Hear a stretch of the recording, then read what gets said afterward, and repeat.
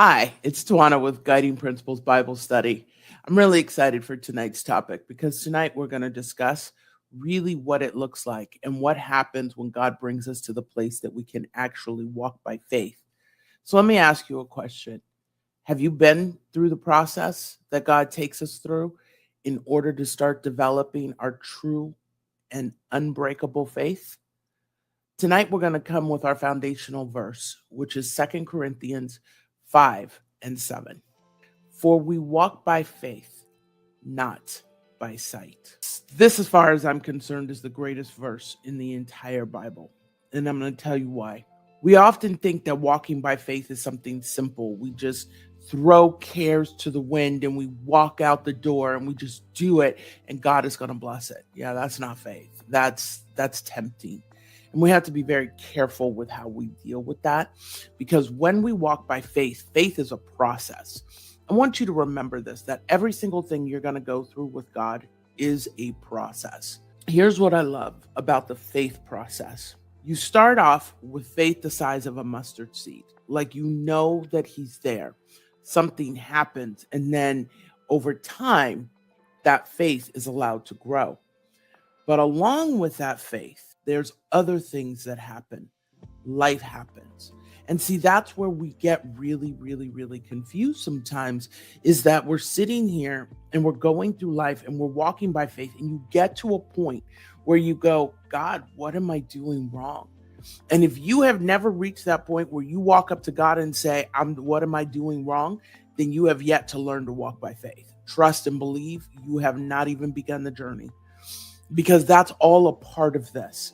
And so I want to give you a quick heads up. I want to show you something because it'll be easier to understand if we put it in context. So we're going to go to Luke chapter 1, verses 6 and 7. And they were both righteous before God, walking in the commandments and ordinances of the Lord blameless. And they had no child, because that Elizabeth was barren, and they both were now well stricken in years. This is about John the Baptist's parents, Elizabeth and Zacharias. And they had been, as the word just told you, they've been doing their thing the right way their whole life. And here they are in their 70s, their 80s, their 90s. And all of a sudden, they're getting ready to find out that they're going to have a child. You see, we often take that kind of stuff for granted. We just read the Bible like it's words on a page. But you got to read the Bible. And see, when you take logic out of it, the reason we're having this big, huge argument in these day and age about religion versus science is that people don't read the Bible with logic. They don't read the Bible and understand that it contains data so that you understand how to move forward. Understand this. This couple had been together for 30, 40 years. Don't think they weren't trying to have kids during that time. And there reaches a point when you stop holding out for faith. You reach a point where you say, there's an expiration date on what it is that I'm asking for. It's not going to happen after this certain period of time. You see, that's the human thing that we do. And oftentimes we forget that we interject our humanity with God's infinite abilities. I mean, he's infinite. There is no timeline where he exists. If he wants us to have a kid at 80, well, I hope you give me the energy to have that kid at 80, because, I'm feeling kind of tired these days. These are the things that we have to understand. It takes us being able to move through these stages in life and still be able to believe that God can do what he told us to do. The Bible doesn't tell us in Proverbs that hope deferred makes the bones sick, because he doesn't understand that us waiting and waiting and waiting on his promise to come is going to be easy. He doesn't have that misconception. We're the ones who think that it should be different. And so when we see the facts of a situation, we think it's not going to happen, but we don't have the final say. And so that's where you really want to be careful. Because when you start thinking you have the final say, that's when you're sitting in that judgment seat. And that is not your seat to sit in. So let's go on to Luke 1, 12 through 17. And when Zacharias saw him, Now, this is the angel. He was troubled and fear fell upon him. Listen, I want you to understand something before we continue reading this next few verses. These angels are huge. They are not some itty bitty thing. They're intimidating. So when you think and you see these little images of these human looking blonde hair, blue eyed angels, that is not what angels look like. I don't know what drug trip somebody went on that saw that, but that is not what angels look like. They are large. They are defined. They are huge. But the angel said unto him, Fear not, Zacharias, for thy prayer is heard, and thy wife Elizabeth shall bear thee a son, and thou shalt call his name John, and thou shalt have joy and gladness, and many shall rejoice at his birth. For he shall be great in the sight of the Lord, and shall drink neither wine nor strong drink, and he shall be filled with the Holy Ghost even from his mother's womb.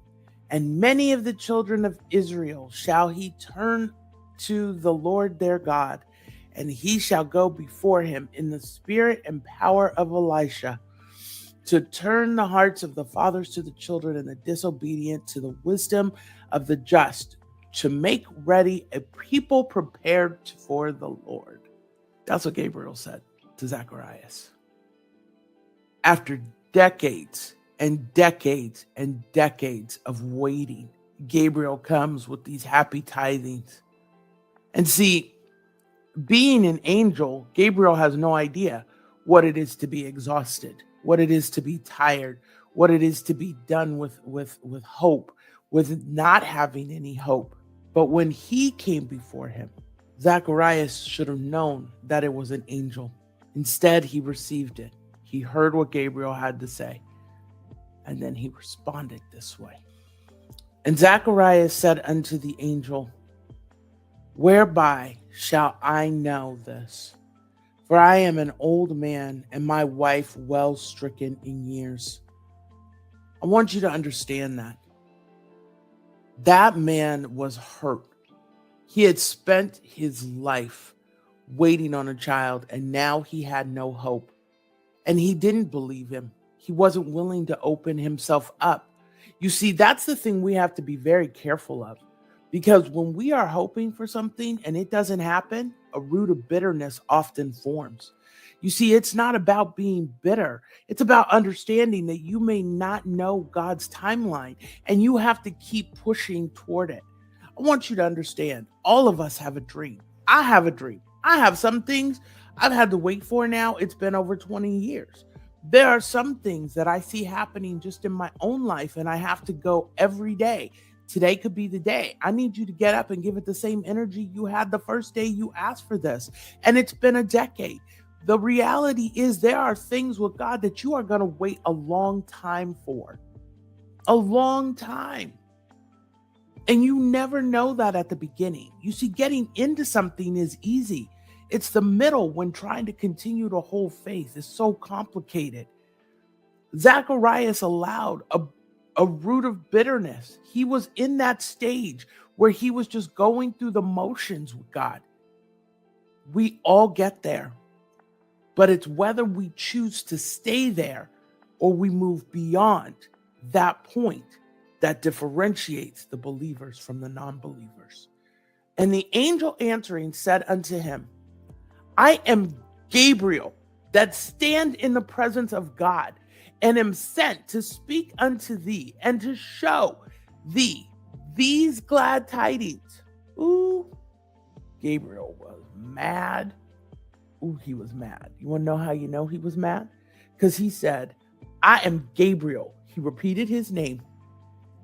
I stand in the presence of the Father. How dare you act like I come to you with information as a waste? You have to remember, everything God does has purpose to it. Gabriel doesn't just walk down the street meeting people saying, hi, my name is Gabriel. He gets sent to specific people. And that's what happened here. So he's looking at this man going, I am standing right before you. How dare you not recognize who I am and the power that I hold as someone who stands in front of God on a regular basis. And you see, that's where we make our mistake, because you cannot walk by faith if you don't believe the things that God tells you. I want you to understand something, because here's the thing. Everybody looks at these gifts of the Spirit, and you all want this. I want prophecy. I want this. I want that. I want the other. But I want you to understand something. Gifts that God gives you, they come with an end. And when that end happens, you got to be ready to stand up at that end. I always love it when people are like, oh, I wish I could hear God's audible voice. Really? Because the people in the Word who heard God's audible voice, they didn't end well. They were beheaded. They were crucified. They were hung. They were martyred.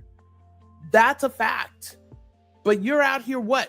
Longing for that gift? What gift? To be martyred? Because see, that's the real gift. The real gift isn't hearing God's voice. The gift is that you are able to give your life for your fellow man, going down in flame, doing the Father's work here on earth. That's the blessing. So if you are going to call yourself walking by faith, what you've got to understand is that there's a lot of parts to this. There's a lot of moving parts to this.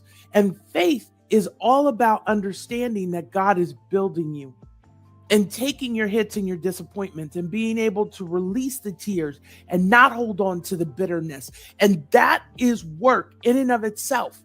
So for a verse, 2 Corinthians 5:7 to be so simple, for we walk by faith and not by sight. Yeah, it sounds easy, but when you start delving into what exactly that means, it's not quite so easy. It's gut-wrenching and it's hard and it hurts and you're devastated all the time. Things happen. You have mountaintop moments, but then the next day you're back down in the valley and you still got to hold faith, even when you're in that valley. You're in the valley more than you're on the mountaintop. To really walk by faith means that you got to go through some things and you got to come out clean. No bitterness, no nothing. You can't believe the lies. You can't believe the ridiculousness. You got to be able to keep yourself in a position where nothing tarnishes your view. And you're still going to have scars. You're going to have cuts. You're going to have hurt. But then when God stands before you and tells you something, you have to be willing to recognize what it is that he's saying to you. And behold, thou shalt be dumb and not able to speak until the day that these things shall be performed, because thou believest not my words, which shall be fulfilled in their season. He was not happy. I came here from the Lord, and you have the audacity not to believe me. You see, faith is mustering up the strength to believe even when you have no reason to. If Zacharias had turned to Gabriel and said, it's been a long time that I have wanted this, and I'm sorry that I'm struggling, he would have had a very different conversation, But he didn't. He came at him from a place of unbelief. When you are walking by faith, when you're learning how to walk by faith, understand that to develop a strong faith, you have to first be willing to have your faith beaten, tested, battered, bruised, all over the place. You have to be ready for that. So, walking by faith is a gift. It's not something that's easy to do. It's not, I'm going to go start a business and I'm walking by faith. No, it is going before the Father and saying, hey, what is going on? What's the problem? What is it that I'm missing? Is this something you want me to do? It's being out of your own way enough to be a part of something. It's not just getting up one day and doing something. In order to have a deep relationship with God, you have to be willing to have your faith tested. And a lot of us are not willing to go to the extremes. There weren't more than 12 disciples for a reason. Out of the 12, only 11 made it through, and the 12th turned on him. that's a reality of this life. I'll see you next week.